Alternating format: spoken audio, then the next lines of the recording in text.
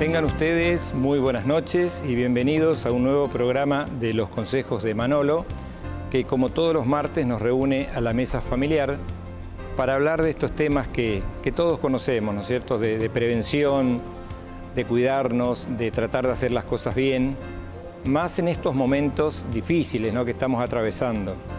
Hace pocos minutos se han conocido los números de hoy, los famosos números que uno no quiere escucharlos, pero bueno, hoy es el día, digamos, de mayor incidencia en esta época de pandemia, ¿no? 27.000 casos declarados públicamente, lo cual ha generado y ha puesto un poco en alerta a toda la sociedad. Seguramente a partir de ahora y luego de incesantes reuniones que se están realizando, habrá nuevas medidas. Obviamente a nivel nacional, habrá que ver en qué nos compete, qué nos toca a nosotros, si habrá más restricciones, se hablan de muchas cosas, ¿no es cierto? Ha pasado en muchos países. Simplemente hay que estar calmos, hay que estar alertas, no asustarse, sí cuidarse, por favor atento a todas las recomendaciones que nos hagan y por supuesto, como esto es algo que no va a ser tan sencillo, a tomar en serio las recomendaciones que nos hacen, ¿no es cierto? Recuerden que la vacuna sigue siendo el elemento fundamental, pero que está costando.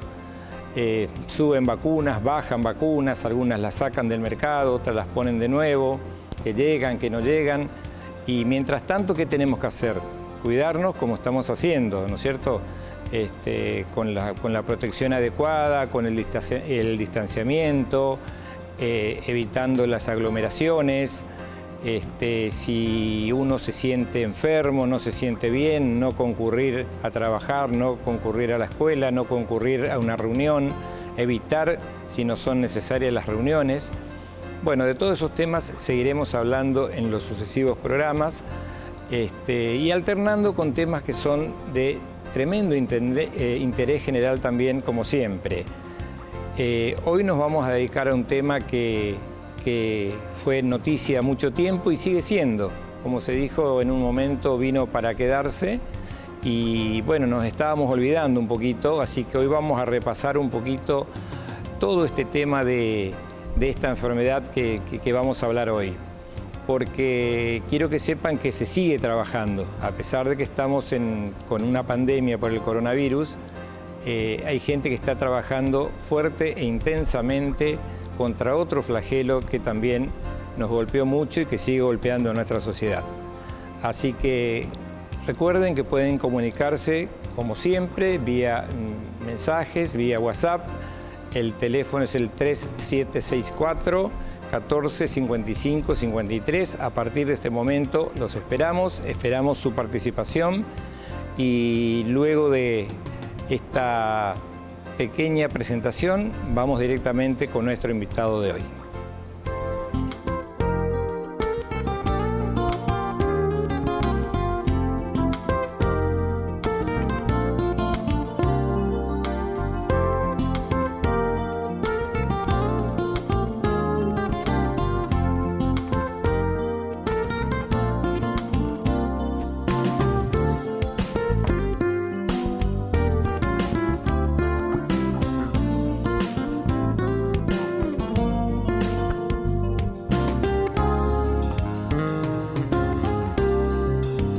Bien, estamos de vuelta, como les decía, si bien estábamos hablando y hablamos frecuentemente, pero no excluyentemente de la pandemia, siempre vamos completando con otros temas.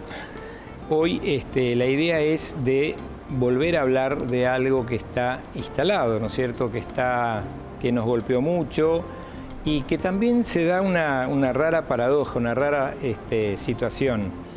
Hay muchas personas que en este momento quizás están concurriendo a un centro asistencial público, privado, y resulta que con síntomas y signos muy parecidos al del COVID-19, ¿no es cierto?, al coronavirus.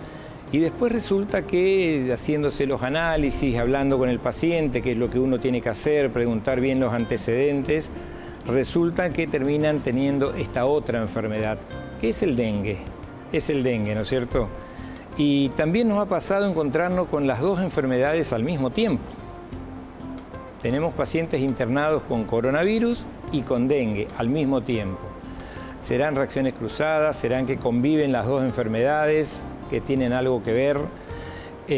Pero sí tienen cuadros, por lo menos al principio o al inicio, muy parecidos. Bien, yo quiero presentarles a nuestra invitada de hoy. Primero, darle nuestro agradecimiento por compartir este espacio. Les estoy hablando de la doctora Lilian Tartaglino. Lilian, buenas noches. Hola, ¿Cómo muy estás? buenas noches y gracias por la invitación. Bien. No, al contrario. Bueno, la doctora Tartaglino, aparte de ser una larga, vamos a decir, compañera de trabajo de muchos años, además es pediatra también, ¿no es cierto?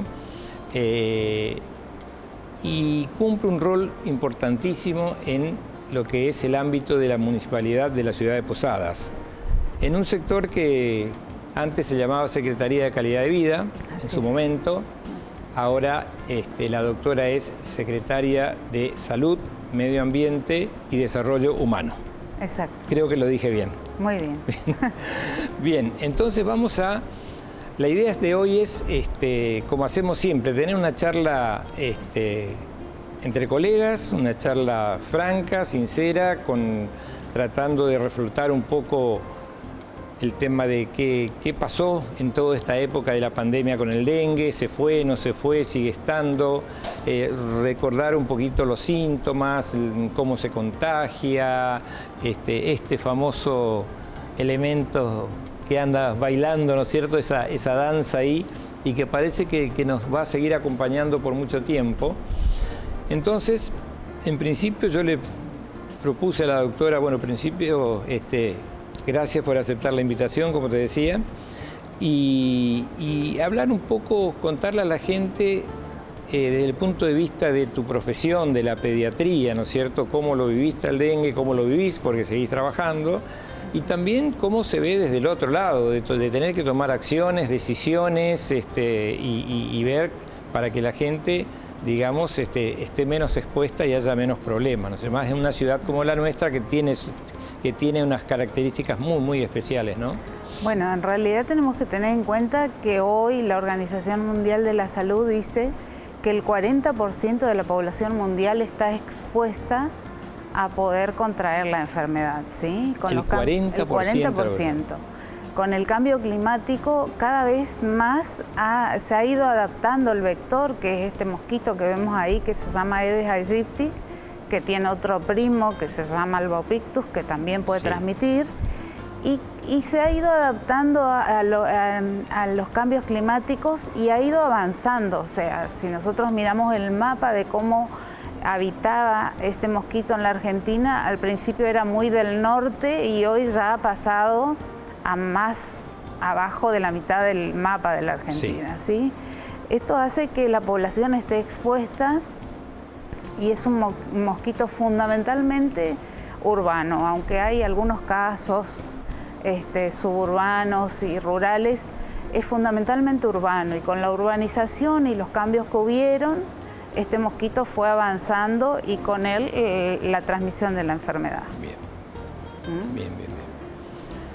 Podemos considerar que, digamos,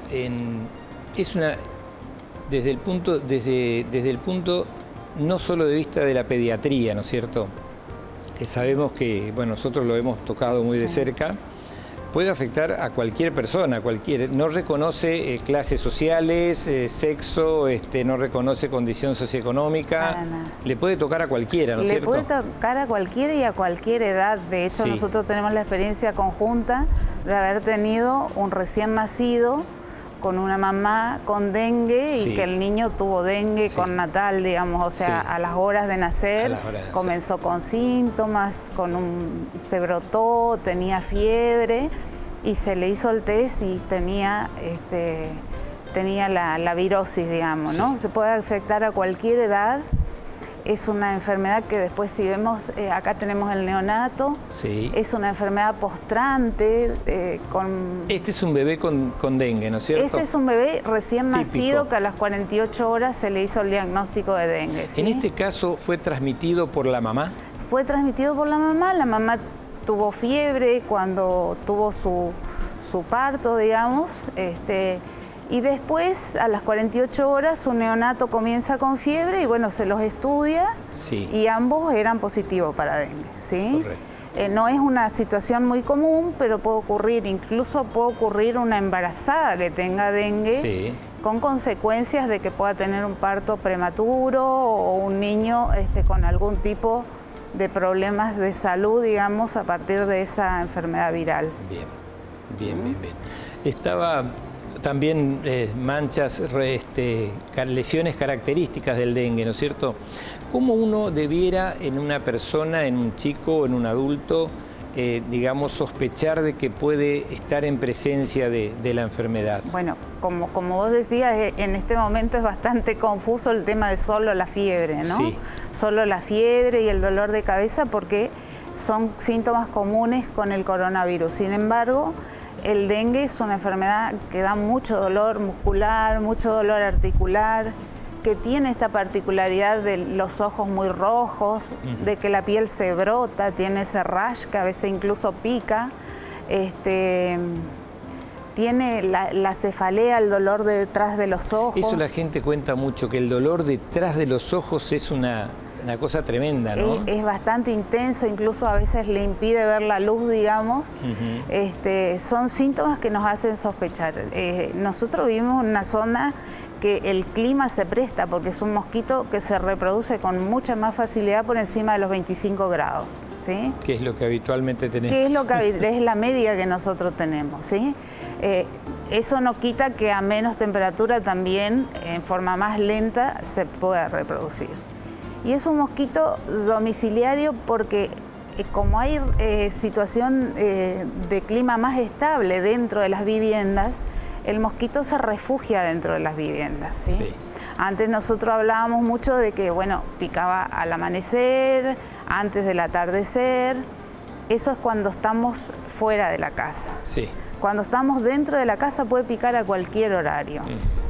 Y hoy justo comentaba con una periodista que me preguntaba, no es el que hace ruidito, el que nos chilla en el oído. No es el que zumba. No es ese.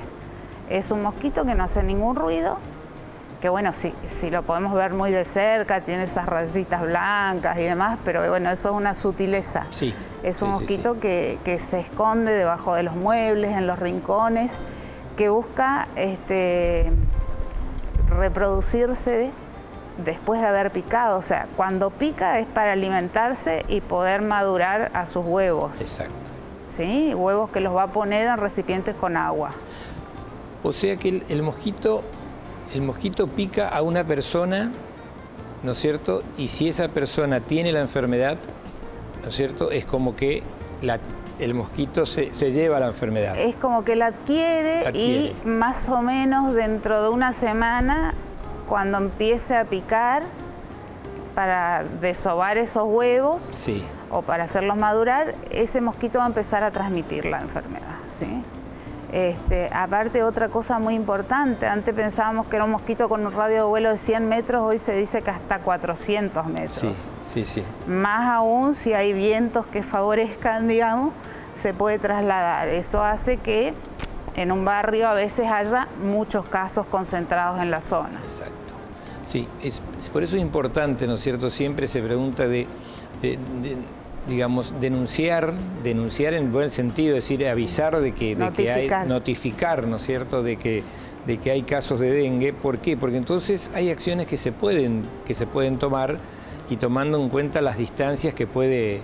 Antes yo me acuerdo, hace unos años hablábamos de 100 metros y eso era. Y bueno, claro, todo va cambiando, es todo muy dinámico. Claro. ¿No es cierto? Y va habiendo una adaptación del vector. El vector cada vez tiene más capacidad de transmisión. Sí. Y bueno, por eso es importante, como decía, cuando nosotros tenemos la notificación del caso positivo, sí, que eso le llega a Salud Pública y ellos nos remiten, poder ir a bloquear. Ajá. Mientras tanto, le pedimos por favor al paciente que tenga el diagnóstico de dengue y que no haya llegado todavía al municipio o la provincia con la fumigación, que se mantenga las 24 horas con repelente. Ajá. Porque entonces ese enfermo está evitando que el mosquito lo pique a él y siga transmitiendo la enfermedad. O sea que si yo tengo un chico con dengue, con diagnóstico de dengue, y puede hacer el tratamiento en su casa tranquila, porque no está muy afectado, ¿no es cierto? Sí. Lo tengo en una habitación, digamos, él es una persona que está, digamos, con posibilidades de, si el mosquito viene y le pica a él, y va y le pica a otra persona, contagiarlo. O sea, es como que tiene que estar aislado. Ese niño ese adulto Sí. tiene que estar aislado y tiene que estar las 24 horas con repelente, porque como decíamos, el mosquito dentro de la casa tiene las condiciones para trabajar y Sí. picar durante todo el día. Entonces evitamos que el mosquito lo pique al enfermo y siga transmitiendo. Por eso es que hay diagnósticos que son por análisis, Sí. y hay diagnósticos que se llaman por nexo, que es porque, bueno, mi hijo tiene fiebre, yo tengo dengue, se supone que mi hijo también está con la enfermedad, ¿no es cierto? Sí. Bien, si nosotros, si tenemos, digamos, si hablamos en el caso de los niños, porque te cuento, nos ven mayoritariamente personas que tienen, como yo siempre digo, por ahí, un difícil acceso a la salud, les cuesta llegar mucho por las distancias, por la zona en donde viven, porque bueno, a veces dicen, no, ¿para qué voy a ir hasta tal lugar si después está lleno y voy a estar varias horas esperando? Entonces, ¿qué síntomas nosotros debemos decirle o qué recomendaciones darle a los padres y decir, bueno, ante esto yo tengo que consultar al médico, al periférico, al centro de salud, al CAPS más cercano? ¿Hay algunos tips que nos puedas dar en cuanto a decir, bueno, sí, es el momento de llevarlo, o podemos decir esperar, como hacemos siempre con el tema de la fiebre, decir, bueno, me tomo 24 horas, 48 horas? En realidad, la fiebre, bueno, es algo que si es controlable, si no le genera convulsiones, por ejemplo, a un niño, es algo que la familia la puede manejar en la casa. Sin embargo, sabemos que después que termina la fiebre, en general, después del tercero o séptimo día de enfermedad, cuando la fiebre ya pasó, pueden aparecer complicaciones. Sí. Y tenemos que estar muy alertas a cualquier tipo de sangrado que pueda aparecer. Tenemos que estar muy alerta a sangrados que pueden ser de nariz, de encías, del tubo digestivo, ¿sí? En la piel, como veíamos por ahí una niña que tenía una manchita roja muy grande que parecía un lunar, bueno, esas cuestiones. Tenemos que tener en cuenta si hay cambios en el humor o en el sensorio del niño, que vemos que cambió el carácter, que se deprimió mucho, que está muy somnoliento o muy irritable, que comienza con dolores abdominales intensos o vómitos. Sí. Esos son pautas de alarma que llevan a consultar en cualquier momento de la enfermedad. Bien. Tanto en niños como en adultos, ¿sí? Porque sabemos que existe un 80% que son dengues leves o clásicos, como los llamamos, y hay un 20% que se puede complicar. Bien. En cuanto ahí quería apuntar un poquito. Sabemos, ¿no es cierto?, que acá el problema es el mosquito, ¿no es cierto?, porque él es el que se encarga de ir contagiando. Pero hay un virus, ¿no es cierto? Hay un virus que es el virus del dengue, y la pregunta era si hay variantes, si son todos iguales, si hay alguno que sea más agresivo que el otro, si hemos detectado en la ciudad de Posadas qué tipo de virus tenemos. Bueno, el año pasado nosotros tenemos la notificación de 3 virus circulantes. Sí. Sabemos que son 4. Son 4. Sí, el 1, el 2, el 3 y el 4. El año pasado supimos que teníamos el 1, el 2 y el 4, que suponemos que son los que están circulando en este momento. Lo que se sabe es que en general la primera infección no suele tener complicaciones, como decían, un 80% son enfermedades leves, sí. Ese otro 20% que se complica, solo 1% llega a la terapia intensiva o 2%, el 18% restante puede llegar a estar internado, pero no llega a cuadros mortales, digamos. Lo que es importante saber es que si yo tengo el dengue 1, sí. me va a dejar defensas de por vida para el dengue 1. Sí. Y cruzada, o sea, me va a dejar un poquito de defensa quizás para otro serotipo, pero eso es transitorio. Ajá. Si yo me llego a agarrar un segundo dengue, tengo más riesgo de tener un dengue complicado. Más complicado. ¿Sí? Eso es importante, por eso es que las personas que ya hayan tenido dengue tienen que tener aún mayor cuidado con la prevención. Eso es algo que siempre costó explicar y costó entender, porque la gente dice, yo ya tuve la enfermedad, entonces como que estoy inmune, tengo mis defensas, y uno le recomendaba, no, ahora que tuviste, ahora tenés que cuidarte más, claro. ¿No es cierto? Bueno, ya no tengo que usar más repelente, ya puedo salir, no, al contrario, porque te podés tener una enfermedad más grave de la que tuviste, ¿no es cierto? Así es. Es así. Es así. Y tenemos también que hablar de que, bueno, de que estamos rodeados por vecinos, ¿no es cierto? Por zonas que están realmente donde el dengue es prácticamente endémico, como Paraguay, Encarnación, zonas del Brasil también, ¿no es cierto? Claro, bueno, nosotros nos planteábamos, hablábamos justamente con expertos que son de la UBA, y planteamos que, bueno, el cierre de las fronteras por el coronavirus parecía haber calmado la cuestión, y sin embargo, bueno, tenemos casos. Entonces quiere decir que el virus está circulando acá, que no necesariamente lo tiene que llevar o traer un migrante, porque es una enfermedad que se transmite por alguien enfermo que se moviliza, digamos, ¿no es cierto?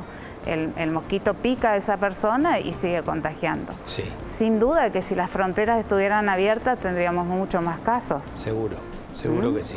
Pero de cualquier manera tenemos que tener conciencia que hoy están cerradas y tenemos dengue.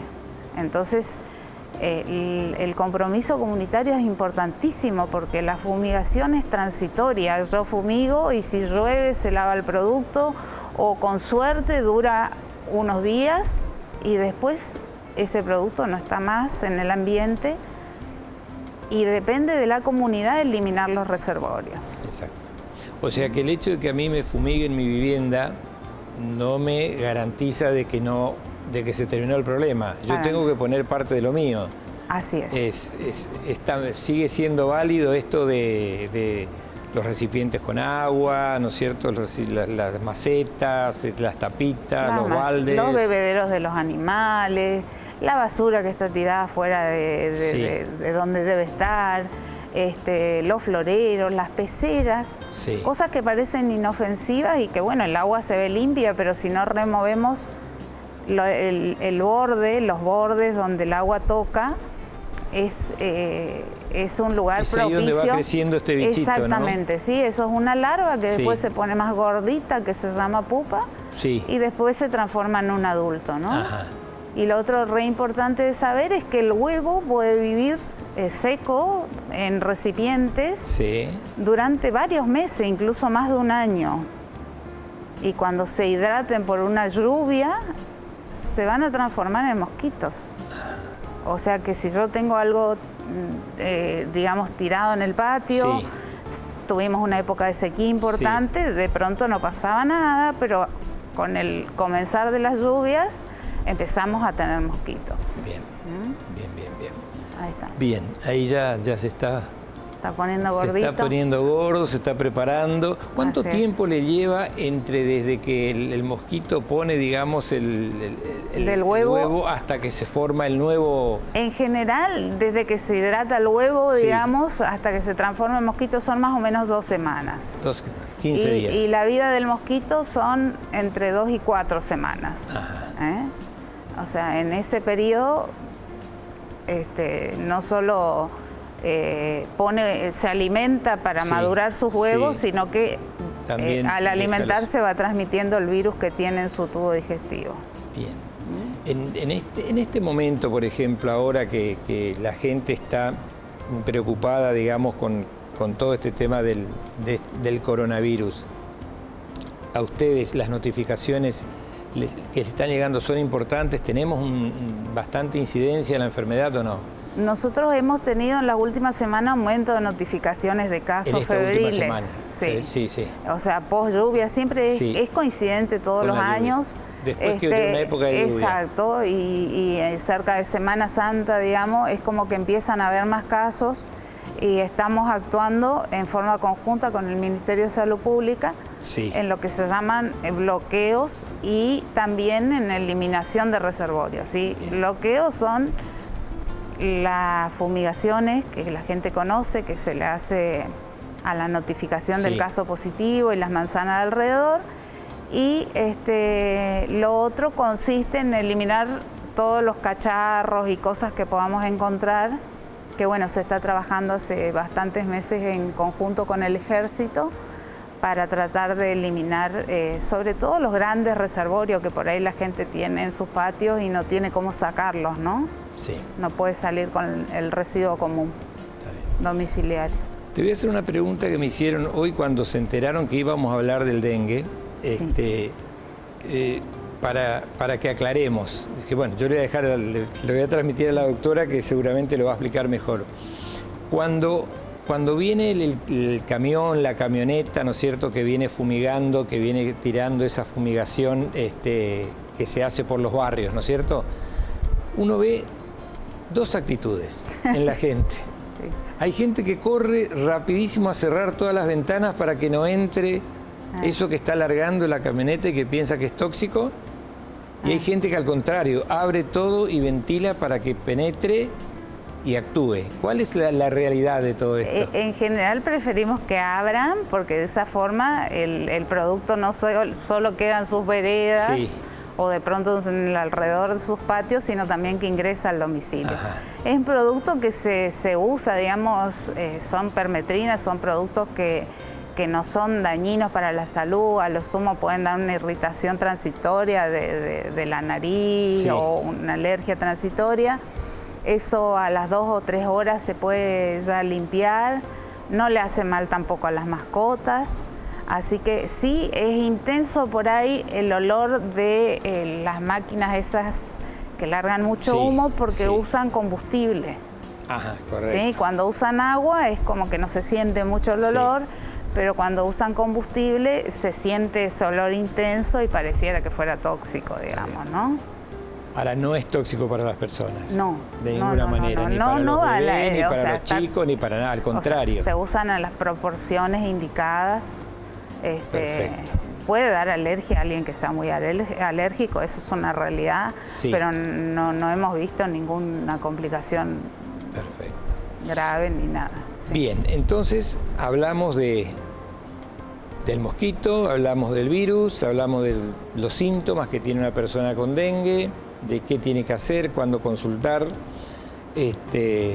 Como toda enfermedad, uno dice, bueno, no es una enfermedad grave, no es grave hasta que deja de serlo, ¿no? hasta que aparecen los problemas. Yo me acuerdo que antes, hace unos años, cuando comenzamos con este tema, que coincidió un poco también con la incidencia de la leishmaniasis, empezaron a aparecer, la gente le tenía terror al dengue. Así es. ¿No es cierto? Y como que se ha perdido un poco, parece esa... Como que se convive. Como ya dice, bueno, tuve dengue o tengo dengue, o va al médico y dice, ¿no será que tengo dengue? Me quiero hacer un análisis. Cuando antes decían dengue y uno decía, bueno, me espera, a lo mejor con el coronavirus alguna vez pase así, ¿no? Ojalá. Ojalá. Ya no le tengamos miedo. Ya nos vamos a enterar. Bueno, Liliana, creas o no, hablaste 35 minutos, así que ya estamos en medio programa. Vamos a hacer una pequeña pausa y después vamos a ver unas imágenes, ¿no es cierto?, que nos trajo la doctora. Y vamos a hablar un poquito de las acciones, ¿no es cierto?, que están tomando desde su rol, que son estas que estamos viendo acá, que hay gente que está trabajando en esto y cuando uno los ve haciendo cosas ahí entre la maleza, haciendo estas cosas, tomando muestras, fíjense todos los bichitos ahí adentro, ¿no?